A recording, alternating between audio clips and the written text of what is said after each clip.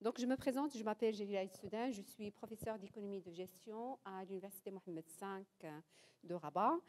Et mon intervention porte sur l'innovation et l'entrepreneuriat comme pilier du tourisme au Maroc. C'est un travail coécrit avec ma collègue Fedoua Oulel. Alors, il faut savoir, je ne sais pas comment ça se passe. Comment on fait, Eric? Yann? Ah, d'accord. Après, voilà, normalement, là, c'est bon, vas-y. Parfait. Oui, parfait. Alors, il faut savoir qu'au Maroc, le tourisme est l'un des moteurs principaux de l'économie et le Maroc fait partie des 30 pays les plus visités du monde avec plus de 10 millions de touristes par an. Alors, l'innovation du tourisme dans le tourisme est au cœur des préoccupations des entrepreneurs marocains. Elle recouvre différents profils. On trouve l'innovation dans le service, dans le produit, marketing, procédés, etc. Mais la plus visible aujourd'hui dans le secteur touristique est celle apportée par les nouvelles technologies. Tout ce qui est dans les logiciels, les applications, différentes plateformes, data, services, etc., qui modifient les comportements, facilitent et enrichissent les multiples manières, les expériences de voyage. Alors, quels sont les produits innovants de l'entrepreneuriat touristique au Maroc? Quel est le degré d'innovation dans les entreprises du tourisme au Maroc? Alors, j'ai fait vite. Alors, notre méthodologie, c'est la méthodologie de l'étude de cas. C'est une méthodologie de recherche très prise en sciences sociales. Donc, on va prendre l'étude de cas d'une start-up marocaine qui s'appelle Mana Travel. Et donc, notre plan est le suivant. On va voir dans un premier temps l'état des lieux du tourisme au Maroc. Ensuite, on va voir l'innovation entrepreneuriale dans le secteur du tourisme. Et à la fin, on va voir notre étude de cas. Alors, il faut savoir que depuis l'indépendance, les gouvernements successifs ont cherché à encourager le secteur sans donner ou sans y apporter la volonté politique nécessaire. Donc, à partir de 2001 ou en 2001, la décision de tracer une nouvelle stratégie implique les secteurs à la fois publics et privés avec une nouvelle vision appelée Vision 2010.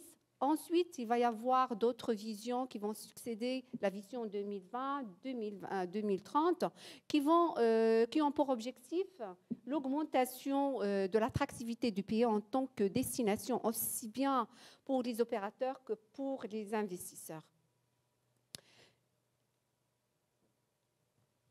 L'apport économique de l'attractivité touristique au Maroc, bien sûr, elle est très, très, très importante et elle est de plus en plus considérée par les hauts responsables comme un secteur stratégique pour accompagner le développement économique.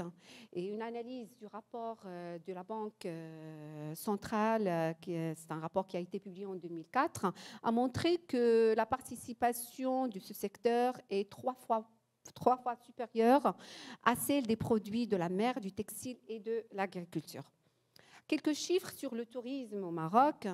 On voit ici une évolution des arrivées de touristes, donc une évolution dans le temps, bien sûr à partir de 2020. Donc ce secteur a été, bien sûr, comme tous les autres pays, a été durement touché par la pandémie de coronavirus et les arrivées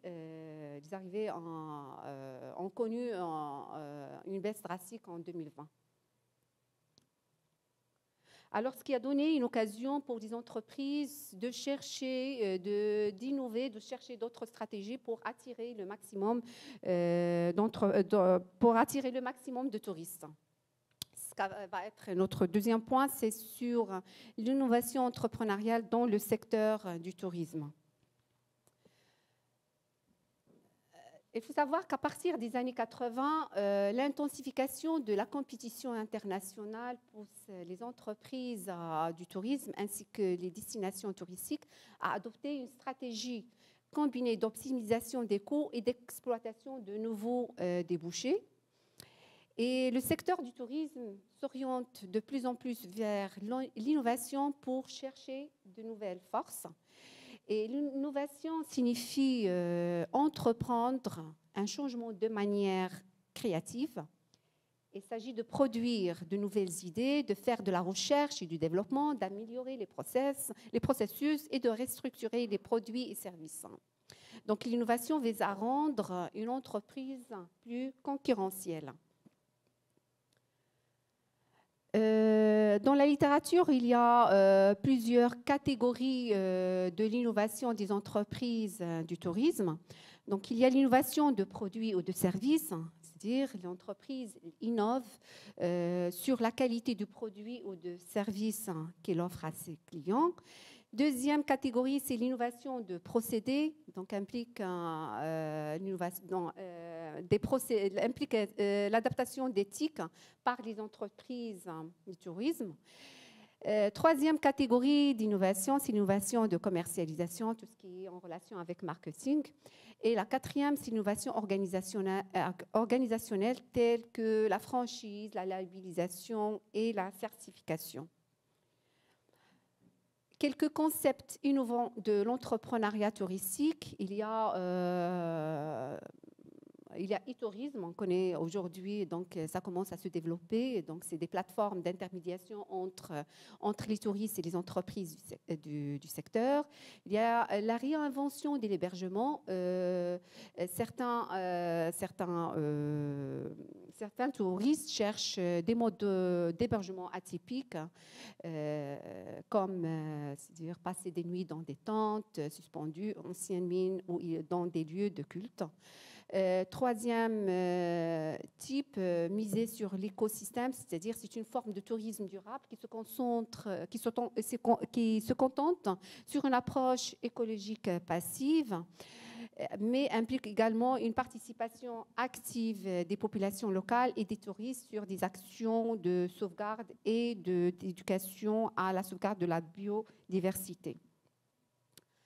Donc, notre étude de cas, on va parler d'une start-up marocaine qui s'appelle Mana Travel. Mana Travel, c'est une start-up qui est spécialisée dans des voyages de grand luxe. Elle est spécialisée dans la conception de voyages de haut gamme. Elle est formée d'une équipe d'experts de voyage passionnés qui se basent sur leur grande connaissance du Maroc afin de concevoir des expériences exclusives, innovantes et qui s'adaptent aux clients qui désirent vivre des voyages hors du commun. Cette start-up offre une panoplie de services très innovateurs comme l'organisation des visites privées dans des endroits culturels non accessibles à tout le monde. Il organise des rencontres et des circuits inédits avec des personnalités renommées dans différents domaines, comme des stars de sport ou des chanteurs. Un autre service, création d'expériences uniques avec des accompagnateurs qui emmènent les clients à des endroits uniques qui ne sont pas accessibles au grand public. Aussi, la création d'expériences pour les amateurs d'art qui pourront être coachés par des artistes, voire des curateurs de musées. Alors, il faut savoir que cette étude, on voulait mener une étude qualitative, c'est-à-dire on voulait faire des entretiens semi-directifs avec le responsable de cette start-up. Malheureusement, quand on a eu le rendez-vous, après, cette personne a été déclarée positive au coronavirus. Donc, on a reporté la date de l'entretien.